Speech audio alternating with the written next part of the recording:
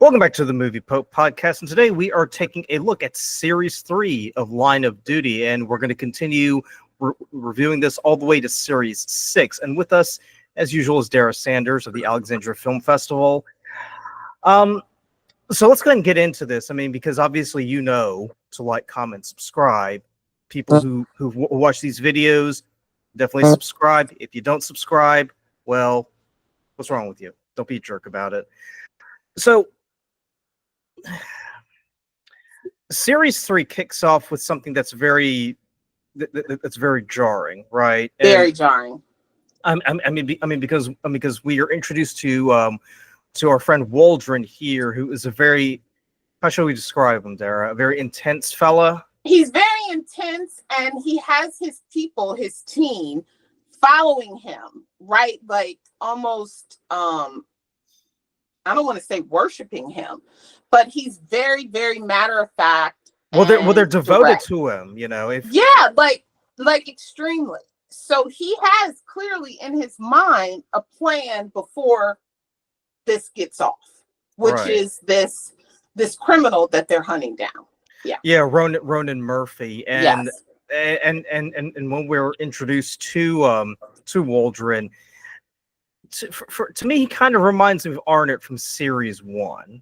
Very intense guy, very much devoted to his work, but you kind of have to wonder, like, maybe you should tone it down a bit, son. Yeah, I thought he was a bit intense, and, you know, because you're now being introduced to him, you don't know about him. All you're really learning is about him in the context of the police work, right? So just episode 1. Episode 1 is episode 1, but let's be honest, a lot happens in episode 1. Oh yeah. So you know, we see that, but like for the first time, I think, is this the first time that we see the crime happening? You mean the crime perpetrated by the police? No. Yes, exactly. Well, I mean, because it's pretty blatant.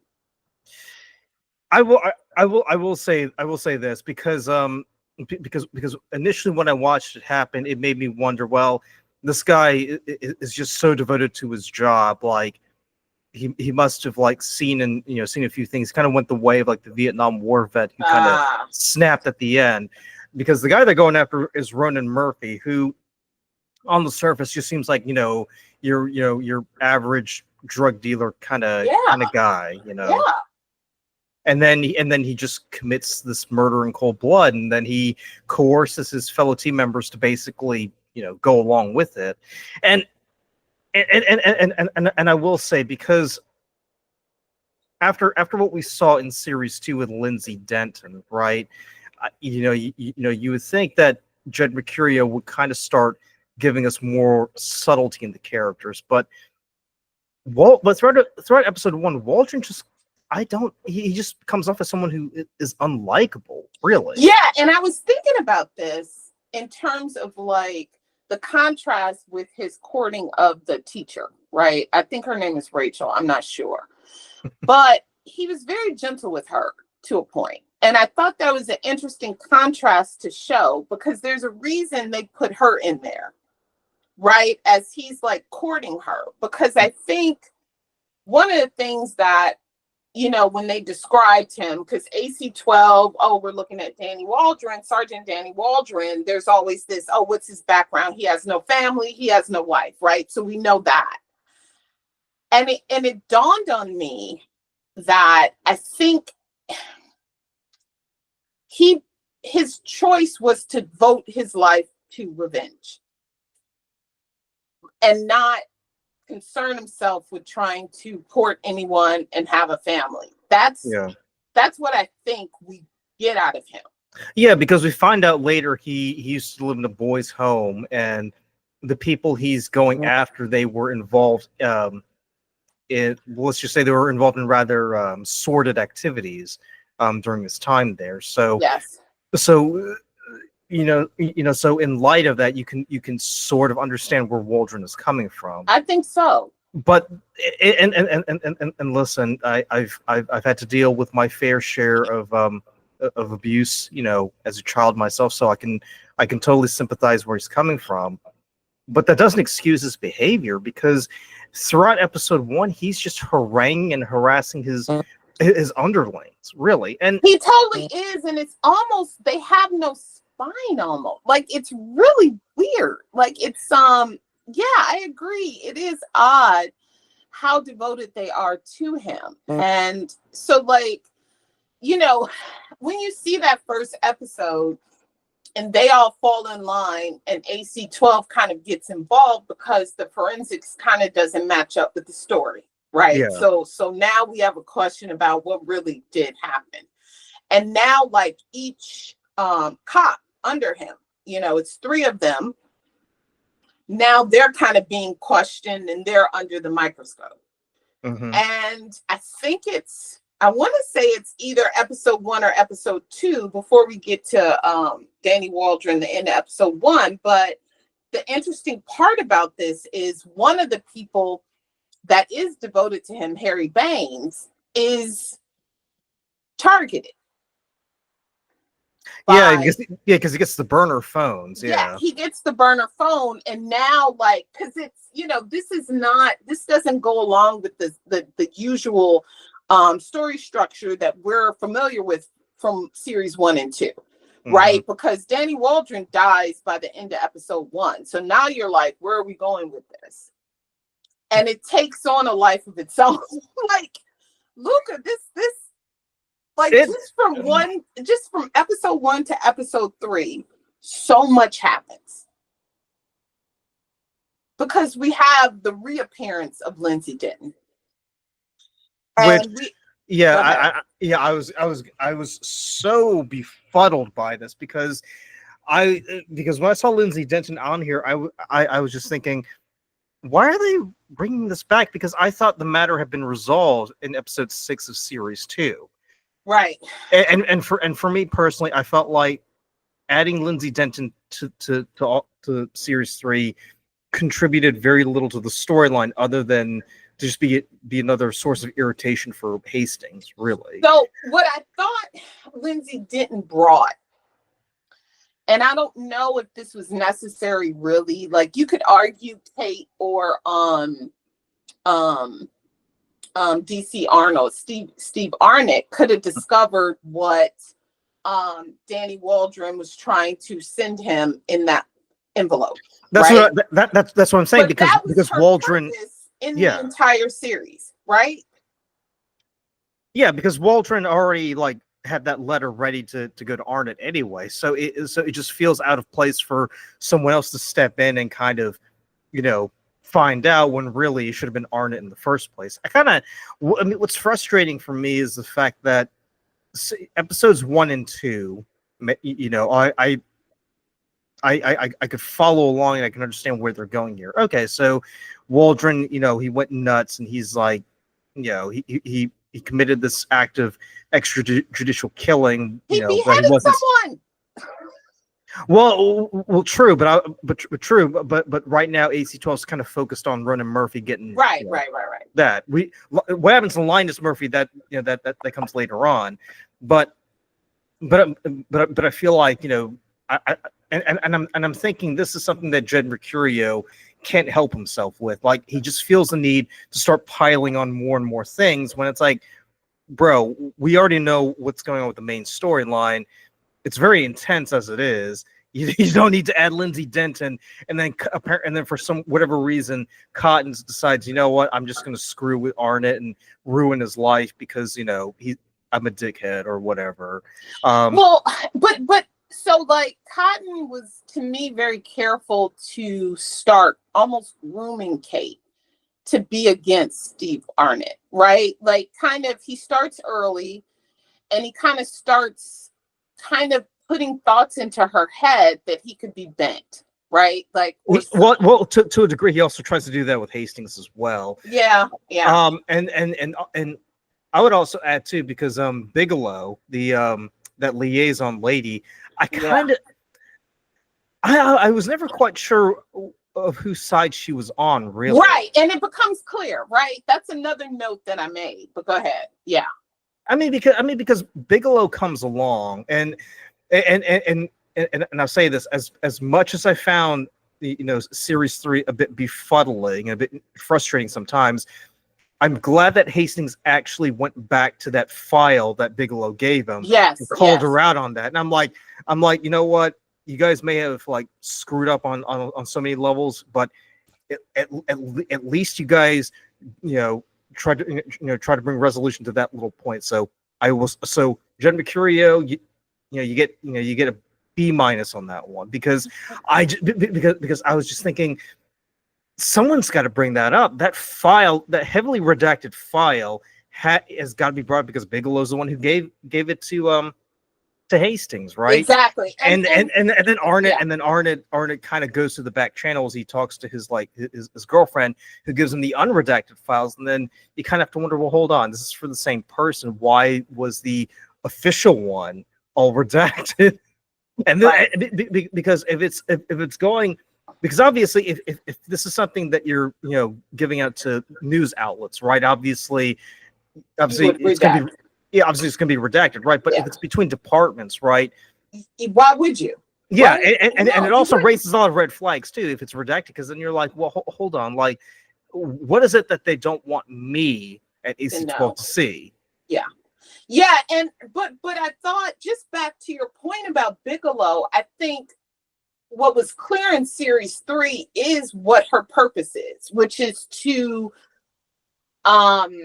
reduce any press, or basically to contain everything. So right, we know what her purpose is. My big question is, where does her loyalty lie, right? Because you see earlier, I think it was episode 2 or episode 3, where she and Hastings go out on that little date, because because early she's kind of like trying to sweet talk him, she's kind of flirting. She's very flirtatious with him, and obviously we know he's married, and it was kind of weird. It seemed, was it authentic? I don't know. Exactly. That's the thing. Like, I don't know. That's the thing. Yeah. And when I was watching so when I was watching, like, episodes further on, I kind of have to agree with Hastings that she was really just doing this to kind of get him on side. That's my takeaway, because she was almost like she's the PR person for the police as a whole. So everything that happened, especially with this Fairbanks guy, and obviously we'll get into it, just as an example, was like, oh, he has, what was it, dementia, they said. So he has dementia, so he can't talk, and he can't talk about the wider conspiracy. Are you talking about Fairbanks or Roach? No, Fairbanks, because Del Roach couldn't talk, so it didn't matter. Yeah, he's in the coma, yeah. Okay. Right, so he's not going to be tried for anything. But Fairbanks, at least initially, they had enough to potentially try him. And he starts, I don't know where am I, all this stuff. But but that's BS, because because as he's being led away, he kind of makes a threat to Kate. So I'm like, yeah. I'm like, okay. No, totally. But the thing that I appreciated, Luca, about this season that apparently you don't, is that everything is now becoming clearer, right? Like, we're introduced to this caddy. There was the belief it was somebody named D.S. Cole or somebody like that, and that he's no longer around, blah, blah, blah. Yeah, and this idea that the caddy is working for higher ups within the police department who are corrupt and who are working with gangland criminals. Mm-hmm. We start to see that kind of play out, right, throughout the series. So it's almost like everything kind of comes together. I thought everything kind of comes together. I assume the point of Lindsay Denton was, obviously the belief was she was this amazing, police officer, right? Very intuitive, all this stuff. And so her point was to act as almost like a extra person to kind of help them down that path, which is discovering what this is all about. Like, who is the caddy and who is he working for? Like, all that stuff. I think that was the purpose of having her in this series 3. But It has to be, because what's the other purpose? But I mean, we really don't find out who the caddy is unless you believe Cotton, who is basically giving us, a very vague descriptions, of who the caddy is. And as I was watching it, I was just laughing at that one scene where Cotton is going through the PowerPoint and he's going through like all these different qualities of who the caddy is, and I was like, why not just say he's heterosexual? He prefers, prefers the company of women, because it was just so ridiculously vague. But, and I was like, it wasn't vague because the point that struck to me, I think this is the end of episode. Okay, this was when Lindsay Denton was freed because she had served her custodial sentence, so she was free. Yeah. Cotton is in his apartment. He has 3 burner phones in front of him. And then there are burner phones, like additional burner phones, like in his kitchen. And they start going off. And that to me was the confirmation that he was the caddy. You didn't see that? No, I saw that. That was I think it was episode 3. Yeah, it was the end of episode 3. To me, that was a turning point for the audience. Because now they're like, okay, what can she say? Because remember, she was bought off. Like, we know she was bought off. We saw series 2. She was bought off. Yeah. So that she wouldn't tell. That was the whole point of the woman that eventually died, brought the money to her. And we found that out, right? So she's compromised. And that's how they got her, right? Right. And then Cotton figured, oh, well, obviously we'll just need to like up the amount. And then all of a sudden she's like, oh, wait, you know what? No, I'm not going to be, this time. Right. And then she gets, she gets sent to her maker. Yeah. Yeah. But I mean, just to go back to that point, I just felt like they were just jamming so many things in there, like because the way I was seeing it was each series kind of has its own self-contained storyline. Obviously, it's dealing with a much wider issue, but that's what I thought initially. But no, because see, Luca, we talked about this in series 1 and series 2. In series 1, they plant the seed of a corrupt network.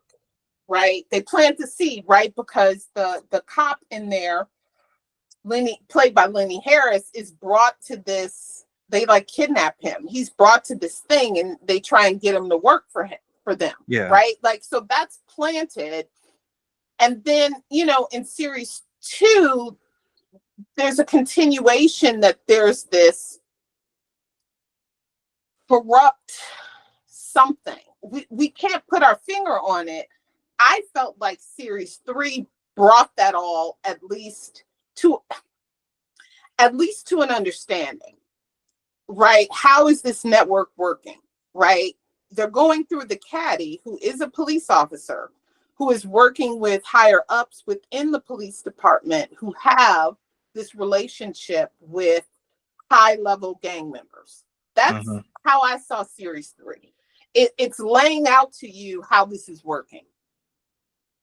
No, I mean, they certainly are taking their time with trying to reveal it's a slow burn, really. Right, but I think that one of the things that Line of Duty is trying to do, starting with series 1, is point to a broader conspiracy as a thread that runs throughout the entire series as a whole.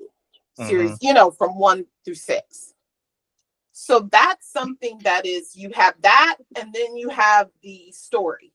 And in this case, what's weird about series 3 is you have the story of Danny Waldron, and then you have his death, all in episode 1.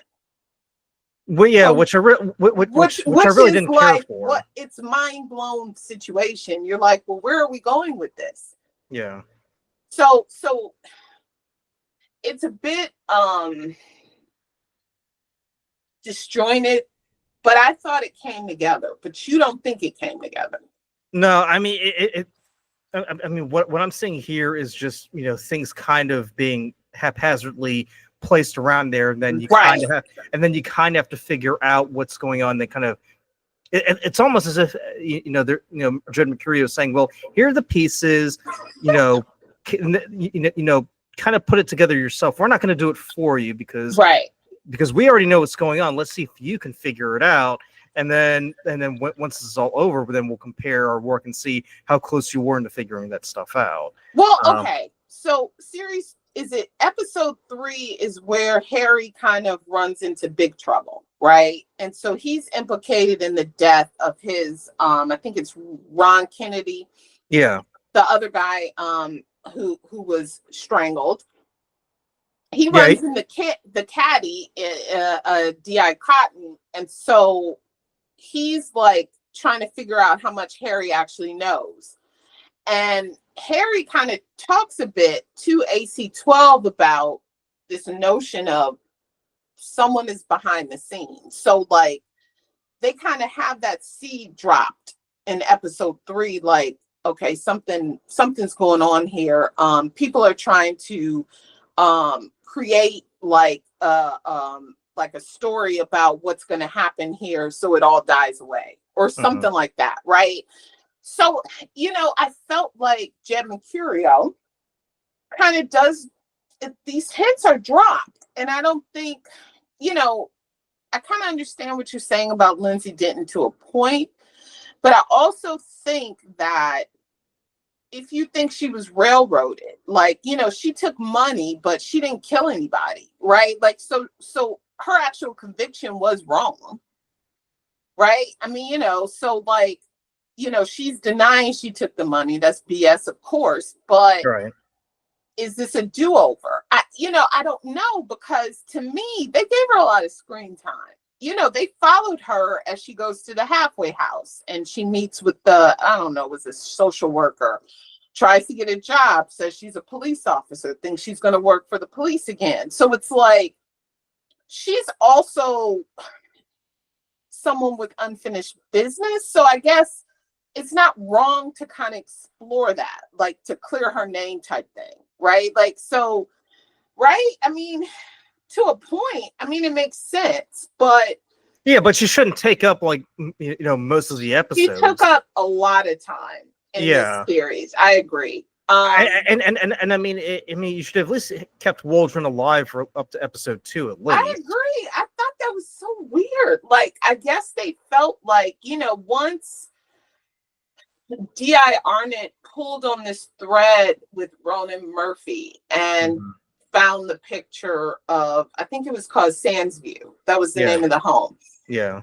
Sandsview home, and he sees this picture of the young Danny Waldron, and Ronan Murphy is there. And so he starts pulling at that thread, meets with someone that was there with Danny Waldron at the time, and now we have a connection with, we tried to tell the cops and they didn't listen. So now you have this, so it's weird because it was a lot. I mean, I still enjoyed it, but it was a lot. Yeah, I mean, really, I was just trying to focus on the main plot, which is them uncovering the whole, abuse scandal at Sandsview, right? But then let's throw in Lindsay Denton in the mix. Oh, and then Cotton's, he's freaking out. So hey, I'm just going to misdirect everybody and just say it's Arnett, so then people don't know it's me who's the caddy. And then Fairbanks is off, basically saying, well, you can't touch me because, I have dementia, and also I'm, I have much pull in the community more than anybody else. Well, here's the thing that's interesting, because the guy that was at Sandsview with Danny Waldron, remember, he saw the picture of Fairbanks and he threw up. Yep. So I forgot his name, but when he talked about how the process went, which was disturbing, horrible, they were in front of these men, and I got the impression this is not just Dale Roach and Fairbanks. We're talking other people, right? And so, we're talking about the movers and shakers and the so we're talking about more people. And by the way, the reason I think that this plot was in series 3 was because it really happened in the UK, right? This happened kind of parallel to the Jimmy Savile horror. Right. Jimmy Savile and John Smythe. Yeah. Because so this happened in the UK that they exposed. That's why this storyline is there. What I don't understand is why Fairbanks and Dale Roach were the only people they found. Like, were the other people dead, or because the list, I didn't. That's the only thing I didn't get. Why they didn't get more people. I mean, I don't know. Maybe they might, explore that, in future series. I don't know. That was weird to me. That didn't make sense. And plus, Waldron goes out of his way to notate like who's off the list, right? Because you see Ronan Murphy and Linus crossed Murphy off. Yeah. And obviously Roach isn't going to do anything because, well, he's physically incapable at this point. Right. So I mean, like, if this is basically a revenge list, if this is Waldron going out and just going, getting revenge on everybody who's hurt them at Sandsview, I mean that would mean he would have to climb his way into the upper echelons of the police and government in order to get to these people and make them pay for what they did. Because the two Murphys, they're pretty much at the bottom of the totem pole. So it's not like anybody's going to be missed, though. Exactly. I completely agree. And so it's like Cotton, I guess, and Bigelow, they're trying to contain this and limit this to, it's the guy with dementia, the guy that can't talk. I think with Bigelow, I think she's not. I don't think she's like in cahoots like Cotton is, but I think no, not in cahoots, but she has a mission. Right. I would say she's involved in the cover up, but she's doing it for what she feels is the right reason, right? She's not fully aware. In other words, I would say she's kind of a useful idiot to these guys. That's fair. I think that's fair because she didn't hide who gave. Ultimately, she didn't hide that Cotton gave it to her. Right? Yeah, exactly. Right. So, like, if she was in on it, she would have hit him. Right. Like she would have been more combative than she was. So I think with Bigelow, like, she kind of stonewalls, Hastings, but she's doing it because she feels it's to protect the image of the police, not to protect, this cabal. Whereas Cotton is like, if I have to kill someone to cover this up, I'll do that, which we know he did. And if I have to like destroy another man's reputation in order to take the heat off myself, of course I will. But obviously with Cotton, I feel like he kind of overreaches himself because in that interrogation scene, he's enjoying this. He's enjoying being on top. This is exactly what I was gonna bring up. When he was enjoying them interview Steve Arnott, when Steve Arnott becomes implicated in Lindsay Denton's death.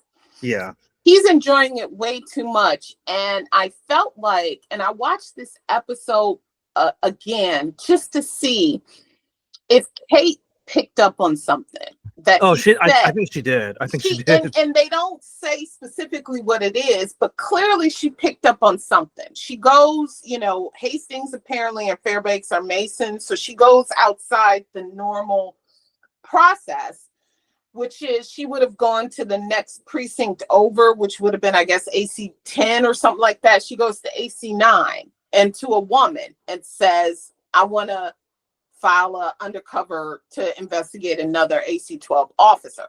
Yeah. And we don't know who it is, right?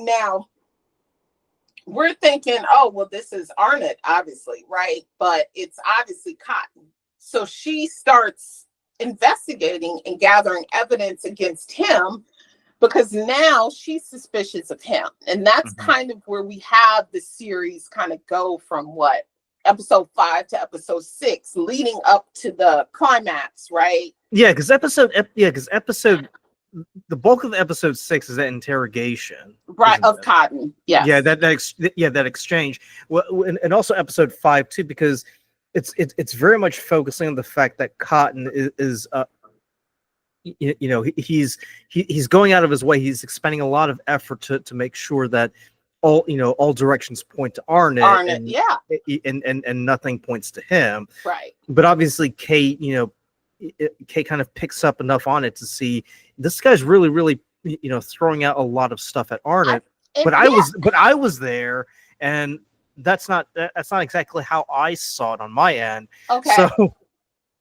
so I think I think with that suspicion, she begins to kind of pull at the threads, and that's when we have that confrontation. Right. And I think that he said something about the forensics related to what was in the car after he had shot Lindsay Denton. And I think that's what piqued her interest. There was something he said about you left the bullets in the casings, or something you did with the bullets in the casings. And I remember her looking like, how do you know that kind of thing? Right. Well, not to mention too the car, because because also mentioned too, like he's using Arnett's car, but why is he putting fake plates on there? Yeah, he put fake plates on. Yeah, like he put fake plates on, right? And so they were able to use, I think it was one of the desk officers. Yeah, Bindra. Yeah. Yeah, and so she is tracking him. So she says he is literally stalking her every move. And he essentially wants to know, what information do you have? Like, I know you're a good cop. I know you're looking into this. What do you have? And so that was like his whole purpose. And so, once she sent it, he was trying to stop her from sending the list, but that was also the dead giveaway too, because it's like if it was Arnett, why would he go through the trouble of doing that? What did you think about this idea that Danny Waldron would have saved the extra copy? Is that just police intuition, do you think? I think that's just normal behavior. Normal behavior, really. Okay. Because okay. Because if you think about it, especially in the modern day, I mean, everybody's going to have a digital copy of something, right? Like, I remember hearing that. I don't know if it was Al Qaeda, ISIS, whatever. This was a thing that criminals did. Yeah. Saving stuff in drafts and going back and forth. That way there would be no record. And I remember hearing that, and it was just like, that's the way to hide stuff, right? So yeah, I thought that was interesting. And one of the interesting parts, and this is a thread that went from series 1 when Danny Waldron died to series 1, episode 1, until maybe episode 5 when Kate figures it out, that he says list. She initially said his dying words were listen. Everybody's asking her, what did he say to you? And ultimately she realizes he says list. And that's kind of when she's like, okay, where's this list? Where did it come from? Because, there's DNA in the envelope matching Linus Murphy. Right. So we know something was placed in there by Danny Waldron. He was the one that had that DNA on him. Mm-hmm. So now it's like, okay, now we have these open questions that we need to answer. And so like that was like, to me, there was a bit of a cat and mouse between Arnett and Cotton, like between episodes 3 and 5, where, Arnett would find evidence, Cotton would try and hide it. And then there was this back and forth between them, and one trying to get the other, that I thought was kind of interesting as well. What I find really, really odd is the fact that Arnett, for whatever reason, just decides he's going to start playing dumb and not really. I guess not really know what's going on here. I figured, in the first 2 series, like the guy has enough, enough intelligence to figure out what's going on around him and kind of figure out a way to kind of get out of the trap. But I kind of get the feeling that he almost just like goes willingly into whatever Cod has set up for him. You're saying like when he's implicated in the murder. Right, exactly. That he acted stupidly prior to that. No alibi, can't account for his whereabouts, and I don't know. Like everything is I don't know. You're talking about that? Okay. Right. Because you figured with someone like Arnett, someone who's been in the police force for quite a while, someone who's working AC-12 for quite a while, he would almost be aware of how to cover his ass, and also kind of be a bit more intelligent in the way he's gathering facts. Because another thing too, the one thing that kind of made me scratch my head was when he and Denton were working together to find that list, right? Denton just tells him, "Oh, you're gonna have to need to go to the cemetery because that's where Waldron put the list." Well, then I was like, "Come on, like, are you serious?" Like, but it does show his weakness. There's like a point, because she always knew how to outsmart him, right? Like that's not. To be fair, Lindsay Denton could outsmart most of the people in AC-12. Right. So that's not saying much. Yeah, it's not saying much. Like, but let's talk about this, Luca. I'm not married, but the idea that I would bring someone who is, they've somehow tied to me as having some kind of relationship into my home with my, I think, wife or fiance. I think she was like his girlfriend. Yeah, and so but they live together, and so you're bringing her there, which is, what are you doing? That was a stupid move on his part. So stupid, and it's and mind you, like I mean, Lindsay Denton goes out of her way. I think it was episode 3 to insist that she was sexually assaulted or at least approached for sexual favors by Arnett, right? So she had a tape. They played it.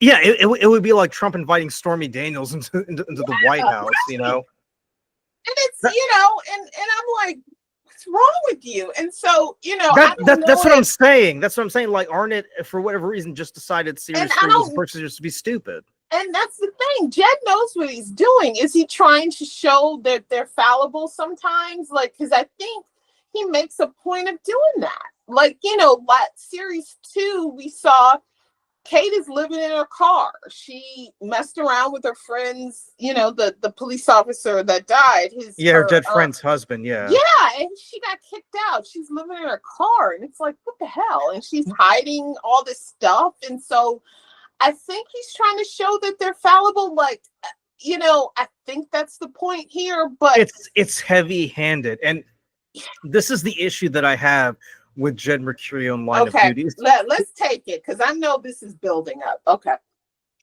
This is not going to be the last time I go off on that.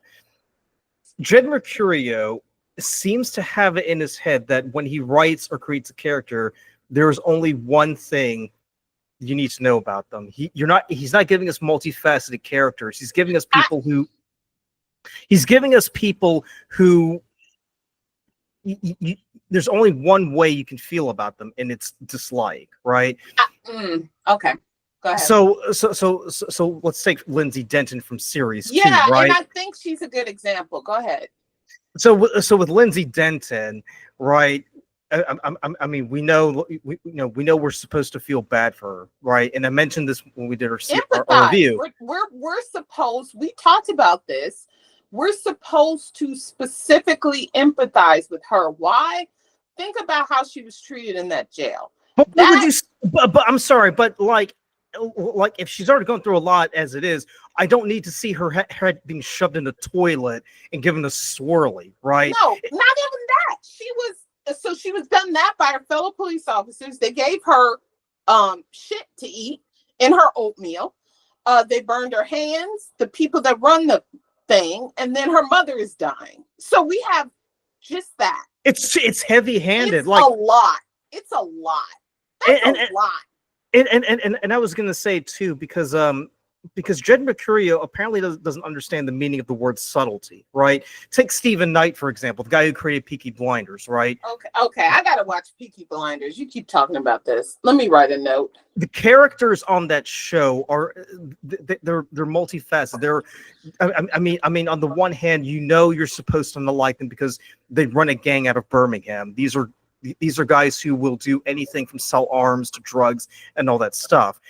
But we also sympathize with them because deep down we know that they're not doing this because they're bad people. They're doing this because they want to better their lives and they want to do something for the community. And as the series progresses, we see, the Shelby family kind of rise up and the things that they do are shady and underhanded.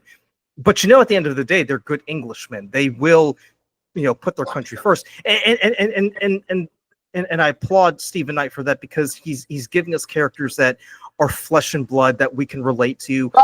Okay, fair, but let me just stop you for a second. Right. He is introducing us to different cops each series. So do you think, because, the problem is we're introduced to them maybe in the first episode, and following that is when kind of the investigation begins. So they're on their heels. I don't know how multifaceted they could be. I'm not saying he couldn't do better. What I'm saying is, how much can he give us for a cop who's, introduced to us in 4 episodes, for example? Danny Waldron, for example, is not going to be multifaceted, right? And that's what I'm saying. Like, he shouldn't have killed Waldron off when he did. Yeah, fair. Okay. And I'll say this too. Like, as much as I disliked series 1, at least with Gates, we got to see him more than just a cop. Like, he was a family man. He was someone who really wanted the best for his family, right? You know what? You're right about that, because now we learn, why do you keep going back to this woman? And they had a history, right? Like, the history was understandable and made sense, right? She was his weakness, right?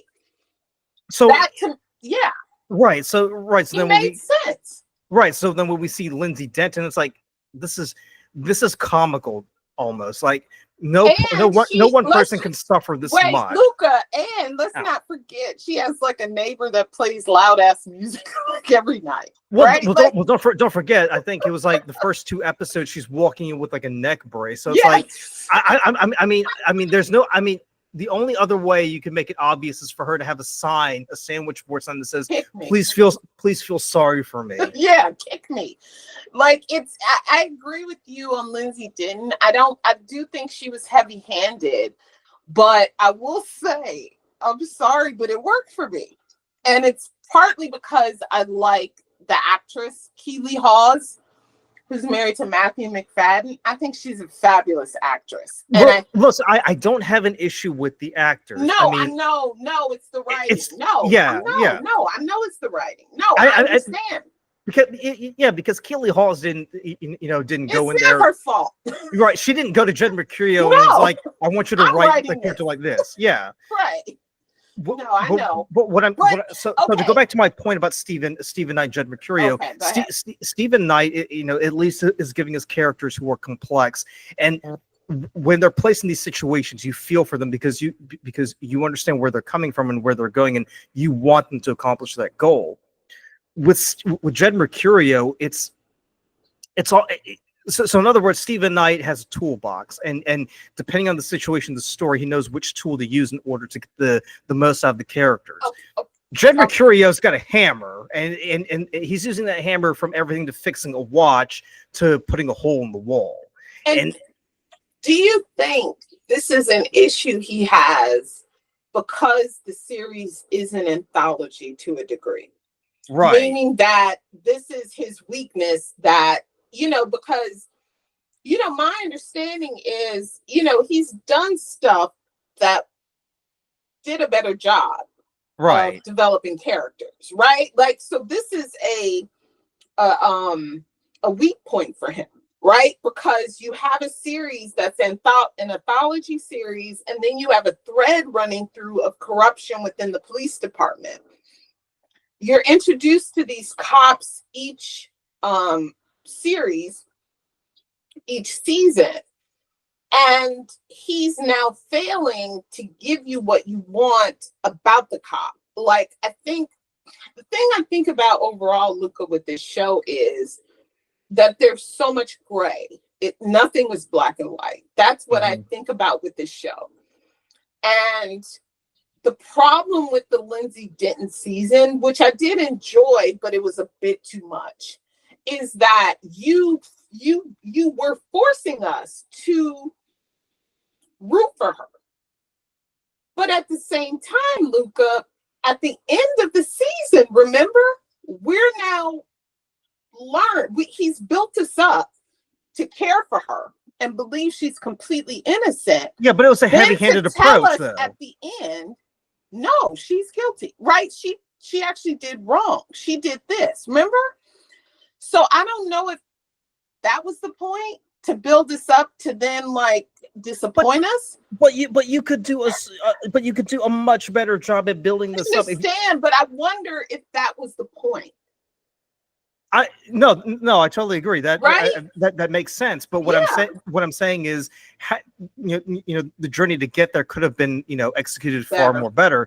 Yeah. And what we see with Waldron here, it's kind of the exact opposite with Denton, because Denton took up much of the screen time in series 2. Yes. Waldron, it's almost as if he's an afterthought, and I feel like I'm not sure if they decided to just switch things up a bit, but I felt like whatever you did in series 2. Keep it up in series 3, but maybe not be as heavy-handed. But I guess for whatever reason, Jed Mercurio decided, oh, I know, I'll just kill Waldron at the end of episode 1. So the thing is, I don't know how long Danny Waldron could have held on for in this series to be relevant. Like, they didn't. If you kept him alive at least until the episode 2, that would have worked. Maybe episode 2, but past that, there's no utility for him at that point. But here's my thing, though. Now it turns to the 3 people under him. Now it turns to them, and they're scrambling. And so, he gave them, crumbs that they then used to investigate. I don't know how much purpose he would have served. I just don't. All right. So here's my thought experiment, right? Okay.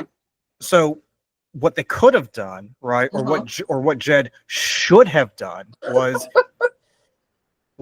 you keep Waldron alive, right? Well, and I'll even go so far as to say Waldron, he still gets shot at the end of episode 1, right? Okay. But he doesn't die. He pulls through. Right. So okay. So the storyline that you have with Lindsay Denton, being the super cop and figuring out what's going on here, you kind of retain that to Waldron instead. The conflict with his underlings, I say you still keep that under there, right? You still maintain that, and here's why. Because with Waldron out of the picture, then you have Kennedy, Baines, and the lady, I forget her name. I forget her name too. I meant to write it down, but I forget. Alexis, something like that. Yeah, Kim. Whatever. Yeah, whatever. What you have there is you kind of have the sort of passing the buck on, and you create this mystery of who is the person who's kind of being. In other words, who's the puppet? Because they sort of hinted at it anyway when the lead confronts Baines about the whole thing anyway. So I thought had they kept that story up, we would have we would know who it was because we already saw Baines getting the burner phone and being contacted. But in the story itself, you kind of create this mystery where Arnott and Fleming, they kind of don't know who to go after, so they kind of have to split their resources and go after it, right? And then but then Arnott or Cotton, or if you want to keep Cotton around, you still have that storyline where Cotton figures out, oh, Waldron's got the list. He's got the list of people who are who are behind all of this. I got to go and take care of Waldron. Kind of like because remember what we saw in series 2 with that with Arnott and Jessica Raines, or that lady who ends up getting killed. She ends up getting thrown out the window and splattered. My God, that poor woman. Yeah. You do. I was gonna say, like, if you want to do the callback, you do something like that. But Arnott, as a way to kind of make up for the fact that he wasn't able to save the person last time, he ends up saving Waldron, right? But Cotton kind of positions himself in a way to like, the person who was trying to get at them, I managed to take care of him. And so he kind of still creates this mystery, or not mystery, but the sort of the sort of air where you don't really know who's who until the end, when Waldron kind of comes around and is like, hey, it turns out it's this. And then Cotton meets his end, and you come to find out, oh, Waldron was actually telling the truth. He wasn't actually messing about. Yeah, I think the more I think about it, Waldron was kind of used to a large degree for a lot of the storylines once he died. Number one being, of course, the list. So like, you keep him alive somehow but you keep him incapacitated. That's the no, thing. I understand that. What I'm saying is he's the one that knows all now, right? Right. Because Cotton takes the list. They know nothing, right? They recover it, but they know nothing. They tested for DNA. Linus Murphy's DNA is there. But there's the question about the list that I assume was supposed to go to Lindsay Denton discovering where he kept the picture of the list, and that led to that storyline. And then you have Waldron as a potential second witness to what his mate at Sunnyside was Joey witness to. Right. Yeah. So then you have him for that. And so there's so much that he had utility for, that once he died, they just kind of picked up the breadcrumbs and then took them to investigating all these different things. They used him for that, essentially, his death, to springboard all these investigations almost. Right. But what I'm saying is what they did with Waldron is the exact opposite of what they did with Lindsay Denton. Yeah. Yeah. And I felt like in this case, because as you said, the entire theme or morality of Line of Duty is everybody operates in the gray. But I feel like in the narrative structure itself, it's very much black and white. You see what I'm saying? So that's where I think the Waldron storyline with the teacher comes in, where you see his humanity. You see the contrast. That's the point of even having that character there. That he it's very brief. I know it's small, but I'm just saying that. What else is the point of that character other than to say, right? Because he's like, "Can I kiss you? Can I have your number?" Right? Like, he's not being forward. Like, we see him acting within his capacity as a police officer. He's completely different, right? He is, and that's why that was introduced. She was very interested in him. But here's my gripe. And he deleted it, right?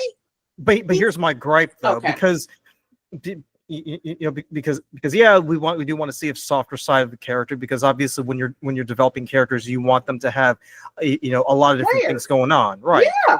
The issue that I have is that they also spent a majority of their time focusing on his time with Sandsview, and I would have liked to have seen how he would have dealt with the issue besides going full Rambo and going after everybody on that list. Right. Killing everyone. I would love to have seen how would he have dealt, or how would he have come to terms with what happened to him at Sandsview? Like, how would he have dealt with that pain besides being a homicidal maniac?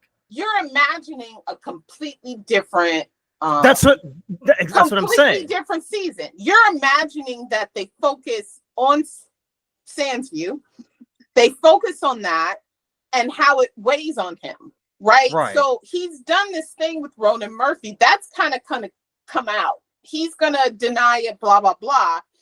He's at this point probably already killed Linus Murphy too, so he's on the hook for that as well. But I don't know, how do they find the guy that they found? So are they, how does that thread?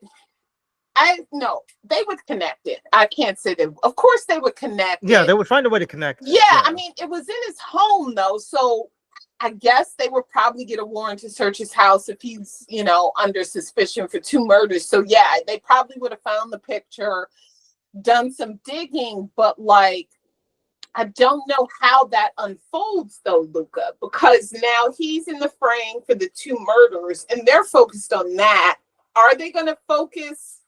I guess the witness is going to tell them cops were involved. We told cops. Maybe they follow that, and that then becomes, because if we look at it like that, by episode 3, he's probably remanded without bail, right? Like, they have so much evidence, right? So then they then take the thread on Sandsview and then take that as the next. Because AC-12's whole because AC-12's whole mission is to root out corruption. So either way, right? So either way, AC-12 would have naturally picked up on it. Would have investigated. True. Right, exactly. There. Meaning like what? The social worker they said committed suicide, right? Like that there was a lot there. There's a lot there. So and so yeah, and right. So then you would have replaced the Lindsay Denton storyline with that, and that would have been, at least in my view, a far more cohesive storyline. Because interesting, yeah. Because what we saw in episode 1 had a lot of potential, and what we saw in episode 2, I was like, okay, so now they're starting to do a lot of misdirect to kind of throw the sense off. Yeah. And I felt like they screwed the pooch, because as soon as you brought Lindsay Denton into the mix, I'm like, oh god damn it! Like, I thought we were done with this. Like, why are you bringing this back? This makes me. So this is where I'm in this like weird, like, oh, here we go, like situation, because I've seen 4, 5, and 6, and 4 is back to what we know and love, which is the cop all the way, right? That's what we want. We want. Well, don't ruin it. I haven't gone into it yet. I'm not ruining it. All I'm saying is, it's interesting the contrast between 3 and 4, and I wonder what you think about what you said disparagingly about Mr. Mercutio, and how that feeling translates to 4, 5, and 6. Well, we'll have to wait until I watch it. I know, but like, I don't think your criticisms are not valid. 2 hooked me in because I'm such a fan of Keely Hawes. I do think, in hindsight, as you mentioned, it was so heavy-handed with everything she went through. It was just like, oh my God, this woman, she's gone through everything, that we didn't see in series 1. I think series 1 was about as realistic as you can get. Like, I thought it was pretty realistic. Yeah. Right? Like, he's manufacturing high-profile arrests, I think was his charge or whatever. And then it morphed into something else, and it goes back and forth. But 2 was like, okay. And 3 was like, there was so much going on. You had whiplash. I don't know that I was happy with the season overall. I do wonder about the Danny Waldron killing so early and the utility it served. But I don't think Danny Waldron can survive past episode 2. And then you also have Lindsay Denton. Like, you can't have those competing storylines. And that's what I'm saying. That's what I'm saying. They should have had to die early. But why do we need Lindsay Denton in the mix at all? I don't know. Like, all I could say is she was like the volunteer inspector, acting as like a third police officer for them, doing research. Like, that's all I can think. Yeah, like that's all I can think of. And it was a way for her to salvage her career, right? Because she took money. So this is her salvaging her career, and she died. So, like, that's all I can think of. I don't know. I mean, I just think, like, had you taken her out of the equation, you could have given, Danny Waldron more screen time, and we would have at least been able to see more of what was going through his head as he's trying to figure out what's going on with the list, and can AC-12 kind of link the two together, and how he's coming to terms with what happened to him at Sandsview. Yeah, because like, that's what you're talking about is a completely different. It would look completely different. That's what I'm saying. It would like look completely different. And I'm trying to think of it, like, as you say, like, how that would look if you take Lindsay, because you could. There's nothing. She was not so integral. You couldn't have taken her out. They did use her to essentially nail Cotton eventually. So. She served that utility. Like, you needed something to nail the caddy. That was it. Okay. So, like, if you were using that season to expose the caddy, you would have had to do it a different way. Yep. I mean, it's just one of those things where when I watch a series, I go in with the expectation of I think I'm gonna like it. And and as I'm watching it, if I'm very confused, if I'm starting to rub my head and wonder, well, that doesn't make any sense, or why didn't they do it that way? I could come away just thinking to myself, well, I'm not quite sure what to make of it now. Like, I was hoping I would like it, but I really don't get what I just saw. But Okay. but there's 6 series, 6 seasons total. We're at the halfway mark at this point. Hopefully, season 4 will change my view, and hopefully it'll make me a bit more charitable towards Jed Mercurio. So yeah, that's what I'm hoping for. What do you give this series, the show overall at this point? I mean, like grade wise. Well, if it's out of 5, I would probably give it a 2.8 out of 5 at the moment. There's enough of it that interests me, but the way that it's executed, the way that it's the execution, the way that's really playing out, yeah, that's because really what it is for you.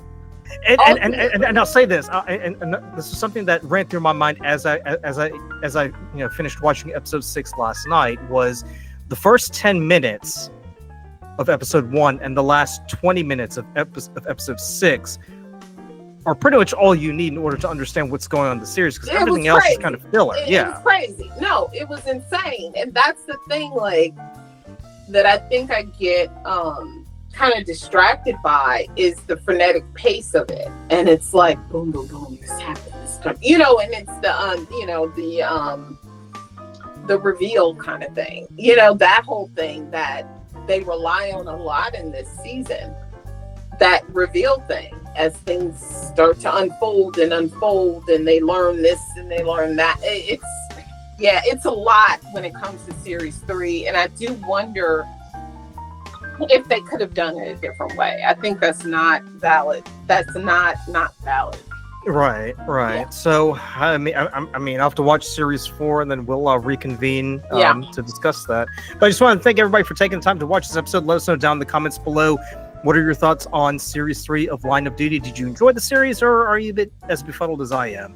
Remember to like, comment, subscribe, and as always, thanks for tuning in.